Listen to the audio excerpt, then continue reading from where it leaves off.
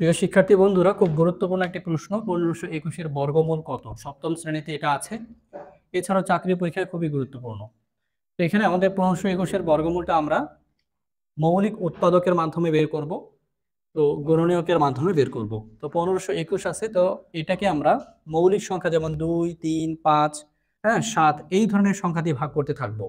তো আমরা দেখতে পাচ্ছি যে এখানে আছে কত 1521, তো পাশাপাশি 1, 5, 2, 1 যোগ করলে কত হয়? 9 হয়। এবং 9কে 3 দিয়ে ভাগ করা যায়, তার মানে এই সংখ্যাটাকে 3 দিয়ে ভাগ করা যাবে। তাই আমরা 3 দিয়ে ভাগ করছি। তো 3 দিয়ে এটাকে ভাগ করলে হবে 507। 3 5 15, নামবে 2। 3 2 এর মধ্যে যায় না, তখন 21 নামবে। 2টা একসাথে নামলে একটা শূন্য দিতে হয়, 3 সাথে আবার 21। ভাগটা আমরা আশা করি যারা এই অঙ্ক করতে আসছে তারা ভাগ পারে। আচ্ছা, তো 3 দিয়ে এটাকে ভাগ করলে 507 হয়। তো 507, 5 আর 7 যোগ করলে আবার 12 হয়। তো 3 দিয়ে তাহলে 12কে ভাগ দেয়, তার মানে এটাকেও যাবে। তো 3 দিয়ে যদি আমরা এটাকে ভাগ করি, তাহলে দেখা যাবে যে 169 আসবে। এবং 169কে আমরা জানি যে 13 ছাড়া অন্য কোনো কিছু দিয়ে ভাগ যায় না। তো 13 দিয়ে যদি ভাগ করি, 13 × 169।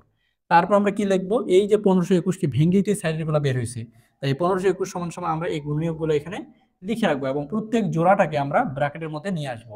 আচ্ছা, আর বর্গমূল বের করার নিয়মটা হচ্ছে যে প্রত্যেক জোড়া থেকে একটা করে চলে আসবে। যেমন এখানে 3 3 আছে, এখান থেকে একটা চলে আসবে, এই যে 3 আসছে।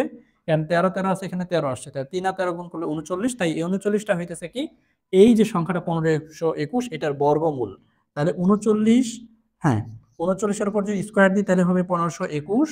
আর 1521-এর উপরে যদি আমি রুট দেই, এইভাবে 1521-এর উপরে যদি আমি রুট দেই, তাহলে হবে 39।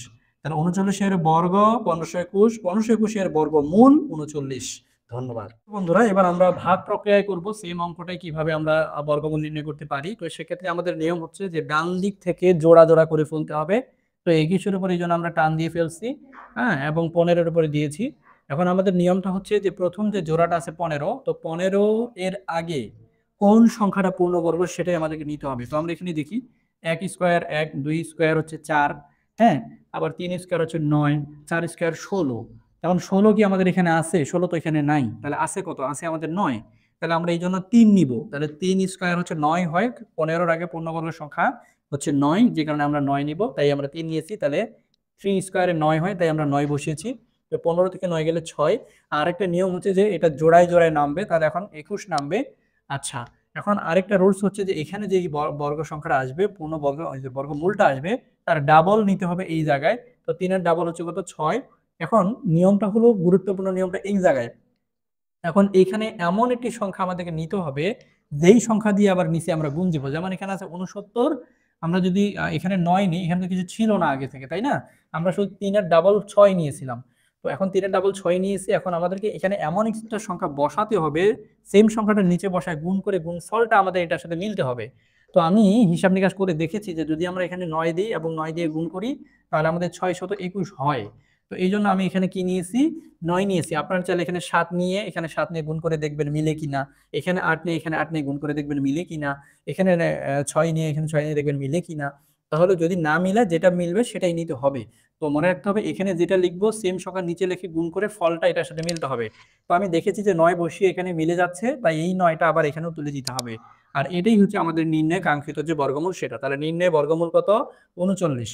পরবর্তী শিক্ষার্থী বন্ধুরা, এবার আমরা বেজোড় সংখ্যক যদি আমাদের কি সংখ্যা থাকে, অর্থাৎ আমাদের এখানে 1 2 3 4 5টি অঙ্ক আছে, তো 5টি অঙ্ক যেটা একটা বেজোড় অঙ্ক, এইরকম যদি সংখ্যাগুলো হয়, সেক্ষেত্রে আমরা বর্গমূলটা যেভাবে করব সেটাই এবার দেখাবো। তো প্রথমত আমাদের যে কাজটি করতে হবে, এখানে যে এদিকে আমরা জোড়া জোড়া করে ফেলেছি এবং এখানে আছে 1। তো আমাদের নিয়মটা হচ্ছে যে এই যে চারটা আমরা বলি শিক্ষার্থীদের, একটু নিচ থেকে লিখি, 1 স্কোয়ার সমান সমান 1, 2 স্কোয়ার হচ্ছে 4, 3 স্কোয়ার হচ্ছে 9, 4 স্কোয়ারে 16। এইরকম 20 পর্যন্ত আমরা শিক্ষার্থীদেরকে মুখস্থ করার কথা বলি, তোমরা আশা করি মুখস্থ করে ফেলবে। এরপর এখন আমাদেরকে যে কাজটা করতে হবে, যে এখানে যে সংখ্যাটা আছে, এই সংখ্যাটার কাছাকাছি পূর্ণবর্গ সংখ্যা কত, কিংবা ম্যাচ করে এমন পূর্ণবর্গ সংখ্যা কত, সেটি আমাদেরকে কি করতে হবে? বুঝতে হবে। তো এখানে আছে 1, তাহলে এখন 1 স্কোয়ারে 1 হয়, তাই আমরা এখানে 1 নিয়েছি, মিলে যায়, 1 একে 1। আচ্ছা, এখন হচ্ছে 0, তাহলে জোড়ায় জোড়ায় নামার নিয়ম, তাহলে 0 4 একসাথে নেমেছে। এখন আমাদেরকে কি করতে হবে? রুলস, এখানে যেটা আসবে এর ডাবল নিতে হবে এই জায়গায়। তাহলে 1 এর ডাবল হচ্ছে কত? ডাবল মানে 2 গুণ আর কি। তো 1 এর 2 গুণ হচ্ছে 2। আচ্ছা, এখন নিয়ম হচ্ছে কি, এখান থেকে ডাবল করলেই যথেষ্ট নয়, এরপরে এখানে এমন একটি সংখ্যা বসাতে হবে যেন করে এটা কি হয়? মিলে যায়। তো তো এখন আমরা দেখতেছি যে এখানে যদি আমি একও দেই, নিচে এক দিই, তাহলে 21, এখানে তো 21 নাই, তাহলে এমন কোন জিনিসটা নিলে এটা মিলবে? শূন্য। তো এখানে যদি শূন্য দিই, অর্থাৎ যায় না, না গেলে আমাদেরকে কি নিতে হবে? শূন্য বারে নিতে হবে। তাহলে এখন এখানে শূন্য দিলে, এখানেও যদি শূন্য দিই, শূন্য দিয়ে 20 কে গুণ করলে শূন্যই হয়, তাই এখানে শূন্য হয়েছে, 4-এর 4 বসলো। এরপর আমাদেরকে যেটা করতে হবে, এই জোড়াটাকে আবার নামিয়ে ফেলতে হবে। তাহলে এখন কি হলো, এখানকার বিয়োগ করে 4, এখানে 0 4 মানে 404। আবার আমাদের রুলস কি ছিল, এই দুই তো পরেই না নিছি, তাহলে আমার তো আগে থেকে এই পর্যন্ত 10 ছিল, তাই 10-এর ডাবল কত? 20, 20 নিলাম।